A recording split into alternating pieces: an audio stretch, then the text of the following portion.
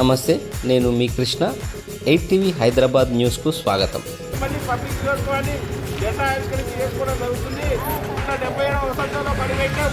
మనం పరిపాలిస్తున్నటువంటి పరిపాలన పథకాలు అప్పటి నుంచి ఏ విధంగా డెవలప్ అయినాం అనేది మన ఆలోచించినట్లయితే ప్రపంచంలో మన భారతదేశం ఏ విధంగా ముందుకు పోతుంది అనేది ఈ విధంగా మనం గుర్తు చేసుకోవాల్సిన సమయం.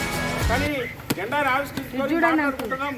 దానికి సంతోషంగా ఈ జెండాను ఎగరేస్తున్నాం. కానీ డెవలప్మెంట్ విషయంలో ఎంత వెనకబడిపోయినామో మన పరిస్థితులు ఏంటి చేసుకుంటున్నాం. కానీ గుర్తు చేసుకోవాల్సిన విషయం ఈరోజు కాదని గుర్తు చేసుకుంటాం. ఎందుకంటే మన ప్రాబ్లమ్స్ ఆ విధంగా ఉన్నాయి.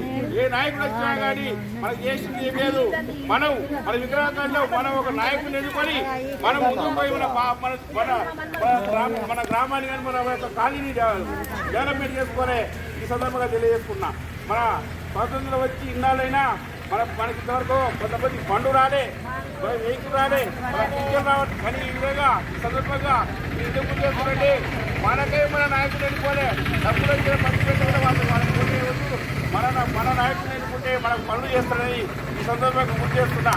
జై మన స్వతంత్ర భారత్ కి పోటీ చేసినా గెలిచట్లేదంటే మన ఓటుకు పవిత్రమైంది. మన ఓటు నమ్ముకోవద్దు, మన ఓటు అమ్మతో సమానం అని గుర్తు చేస్తున్నా.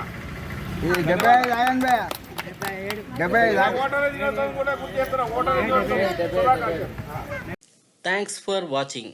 Please like, share, subscribe.